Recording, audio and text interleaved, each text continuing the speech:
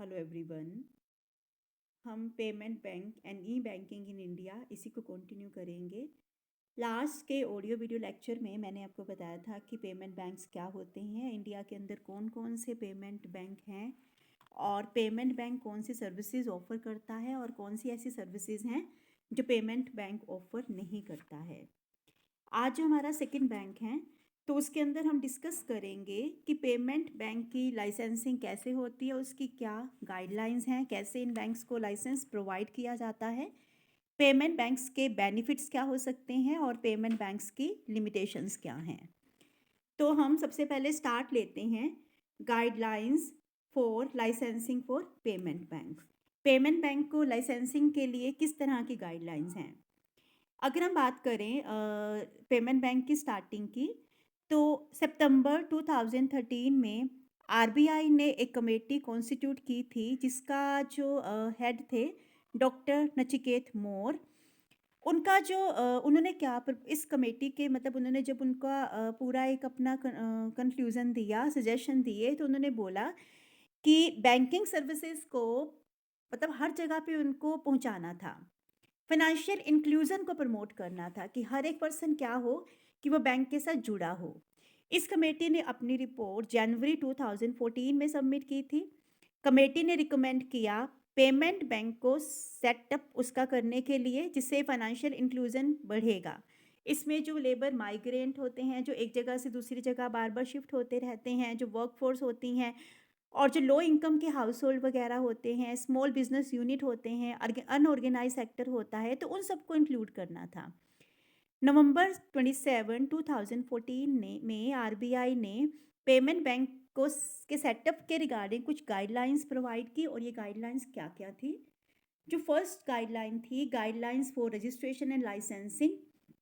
तो इनकी लाइसेंसिंग के लिए क्या था कि इसके लिए उन्होंने बोला कि जो पेमेंट बैंक थे उनको कंपनीज एक्ट 2019 के अंदर उनको एक पब्लिक लिमिटेड कंपनी की तरह रजिस्टर्ड किया जाएगा। उनको बैंकिंग रेगुलेशन एक्ट 1949 के अकॉर्डिंग उनको लाइसेंस को लेना पड़ेगा। मतलब जिसके अंदर कुछ एक्टिविटीज़ होंगी जिसके बेस पर उनके ऊपर कुछ रिस्ट्रिक्शंस लगाई जाएंगी, जैसे डिमांड डिपॉजिट को एक्सेप्ट करना, क्या पेमेंट करने के जो प्रोविज़न होंगे, सर्विसेज वगैरह देना, तो इन सब के रिगार्डिंग कुछ रिस्ट्रिक्शंस होंगी। तो इसके ऊपर जो रेगुलेशन होगा वो बैंकिंग रेगुलेशन एक्ट 1949 वो अप्लाई होगा, reserve bank of India act 1934, foreign exchange management act 1999, payment and settlement system act 2007, deposit insurance and credit guarantee corporation act 1961 and other guidelines instructions issued by RBI. तो वो जो सारी थी वो इनके ऊपर इम्प्लीमेंट होंगी। सेकेंड गाइडलाइन क्या थी, दैट वाज ऑब्जेक्टिव। जो प्राइमरी ऑब्जेक्टिव होगा पेमेंट बैंक का वो था कि जो स्मॉल सेविंग अकाउंट के थ्रू या पेमेंट रेमिटेंस सर्विसेज देना, जो माइग्रेंट लेबर वर्कफोर्स होती हैं, लो इनकम हाउस होल्ड वगैरह है, तो उन सबको एक फिनेंशियल इंक्लूजन करना था, उन सबको बैंक के साथ जोड़ना था। ये बैंक जो स्मॉल ट्रांजैक्शंस होंगी डिपॉजिट की या जो पेमेंट वगैरह होंगी वो एक सिक्योर टेक्नोलॉजी ड्राइवन सेटअप के थ्रू करेंगे। मतलब एक टेक्नोलॉजी ड्राइवन इसका सेटअप होगा और इसके थ्रू वो पेमेंट वगैरह होगी। पेमेंट बैंक का बेसिक मोटिव क्या था, डिजिटल सेफ और पेपरलेस बैंकिंग को प्रमोट करना था, इसका बेसिक ऑब्जेक्टिव था। इलिजिबल प्रमोटर, इलिजिबल प्रमोटर में क्या था कि जो अगर हम आज की डेट के नॉन बैंक की बात करें, जो non bank prepaid payment instrument issuer होते हैं उनको अथॉरिटी मिलती है payment and settlement system act 2007 के according. Non banking finance companies, corporate bank correspondent, mobile telephone companies, supermarket chain companies, ये क्या कर सकते हैं, ये पेमेंट बैंक को ओन कर सकते हैं, ओनरशिप इनके पास हो सकती हैं। मतलब ये पेमेंट बैंक को का सेटअप करने के लिए अप्लाई कर सकते हैं। Scope of activities, payment bank जो होते हैं वो अलग अलग एक डिफरेंशिएटेड बैंक की तरह इनका सेटअप होता है और इनकी जो एक्टिविटीज़ होती हैं मतलब उन ऑब्जेक्टिव को इनको अचीव करना होता है, मतलब जिस ऑब्जेक्टिव को अचीव करने के लिए इनको सेटअप किया गया है, तो उन एक्टिविटीज़ को इनको पूरा करना होता है। पेमेंट बैंक को अपने खुद के ब्रांचेस को इनको सेटअप करना होता है, अपने ऑटोमेटिक जो टेलर मशीन्स हैं, एटीएम वगैरह, बीसी बैंक के कोरेस्पोंडेंट वगैरह इनको सेटअप करने होते हैं। तो इनकी एक्टिविटीज़ के अंदर मतलब क्या-क्या इनको परमिशन दी गई है, ये डिमांड डिपॉज़िट को एक्सेप्ट कर सकते हैं, बट उसकी जो लिमिट है वो 1 लाख तक की है। ये एटीएम इश्यू कर सकते हैं, डेबिट कार्ड इश्यू कर सकते हैं, but they can't issue credit card, ये क्रेडिट कार्ड इश्यू नहीं कर सकते हैं। ये पेमेंट और रेमिटेंस सर्विसेज प्रोवाइड कर सकते हैं, मतलब इनकी अपनी ब्रांचेज़ हैं, अपने ऑटोमेटेड टेलर मशीन हो सकते हैं, बैंक कोरेस्पोंडेंट हो सकते हैं, मोबाइल बैंकिंग के थ्रू ये पेमेंट करवा सकते हैं। पेमेंट बैंक उनको परमिशन है कि वो internet and mobile banking services दे सकते हैं। देन उनके अपने बैंकिंग कोरेस्पोंडेंट हो सकते हैं, वो बन सकते हैं किसी और बैंक का। पेमेंट बैंक रेमिटेंस को एक्सेप्ट कर सकते हैं, जो मल्टीपल बैंक सिस्टम के अंडर मतलब उसको अगर रिसीव हुआ है, जैसे आरटीजीएस, एनईएफटी, आईएमपीएस वगैरह के थ्रू वो पेमेंट कर सकते हैं। पेमेंट बैंक जो क्रॉस बॉर्डर होता है हमारा, जो फॉरेन रेमिटेंस है, तो उनको भी वो हैंडल कर सकते हैं। पेमेंट बैंक यूटिलिटी पेमेंट्स की भी बिल की पेमेंट कर सकते हैं, जैसे वाटर बिल होता है, इलेक्ट्रिसिटी बिल्स हो सकते हैं, टेलीफोन बिल वगैरह हो सकते हैं, तो उनकी भी पेमेंट वो कर सकते हैं। पेमेंट बैंक अपनी सब्सिडीज को उनका सेटअप वो नहीं कर सकते हैं। नेक्स्ट जो आता है deployment of fund, payment bank lending activities नहीं कर सकते हैं। इन बैंक को क्या करना होता है, जितने भी इनके डिमांड डिपॉजिट के बैलेंसेस होते हैं उसका कम से कम 75% एक पर्टिकुलर ईयर में उनको गवर्नमेंट सिक्योरिटीज़ के अंदर इन्वेस्ट करना होता है। दैट मीन्स ये किसी को भी लोन नहीं दे सकते हैं। कैपिटल की रिक्वायरमेंट, इन बैंक्स की जो minimum paid up equity capital होती है दैट शुड बी 100 करोड़, कम से कम 100 करोड़ की कैपिटल इनकी होनी ज़रूरी है।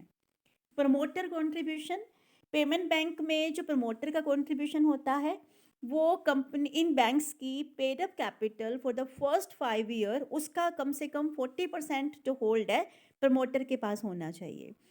अगर पेमेंट बैंक जॉइंट वेंचर से बने हैं जिसमें शेड्यूल्ड कमर्शियल बैंक और शेड्यूल्ड कमर्शियल बैंक की भी पार्टनरशिप है उसके अंदर, तो जो शेड्यूल्ड कमर्शियल बैंक है वो भी इक्विटी में पार्टिसिपेट कर सकते हैं, लेकिन उनकी परमिशन मतलब उनको कितना पार्टिसिपेशन करना होगा, जितना कि बैंकिंग रेगुलेशन एक्ट 1949 उनको परमिट करता है। Foreign share holding payment bank में हो सकती हैं और वो डिपेंड करेगी फॉरेन डायरेक्ट इन्वेस्टमेंट पॉलिसी के ऊपर। अगर हम करंट एफडीआई की बात करें, मतलब आज के टाइम की जो एफडीआई की पॉलिसी है, तो एक प्राइवेट सेक्टर बैंक के अंदर जो एग्रीगेट फॉरेन इन्वेस्टमेंट हो सकती हैं सारे सोर्सेज से मिलाकर वो पेड अप कैपिटल का मैक्सिमम 74% तक हो सकती हैं। नेक्स्ट है बिजनेस प्लान। जो पेमेंट बैंक्स को जो अप्लाई करते हैं पेमेंट बैंक के लाइसेंस के लिए, तो उनको अपनी जो भी बिजनेस प्लान है, जो भी उनकी प्रोजेक्ट रिपोर्ट है, तो उनको एप्लीकेशन के साथ फर्निश करनी होती हैं। बिजनेस प्लान में क्लियर करना होता है कि वो अपने ऑब्जेक्टिव को कैसे अचीव करेंगे, कि बैंक किस तरह से मतलब अपने ऑब्जेक्टिव को अचीव करेगा। बिजनेस प्लान के अंदर पूरा एक बिजनेस मॉडल उनको प्रपोज करना होता है, मतलब कैसे वो बैंक के जो rural area, semi rural area, urban area वगैरह वहाँ तक कैसे वो पहुँचेंगे। तो इन सब के बारे में उनको सब कुछ जो होता है वो जब वो अप्लाई करते हैं लाइसेंस के लिए, तो ये जो सारे के सारा जो डॉक्यूमेंट्स वगैरह होते हैं उनको साथ में फाइल करने होते हैं। तो ये कुछ गाइडलाइंस हैं जो पेमेंट बैंक्स को फुलफिल करना ज़रूरी होता है। अब हम बात करते हैं कि पेमेंट बैंक्स के बेनिफिट्स क्या क्या हो सकते हैं। तो सबसे पहला जो बेनिफिट है वाइड नेटवर्क।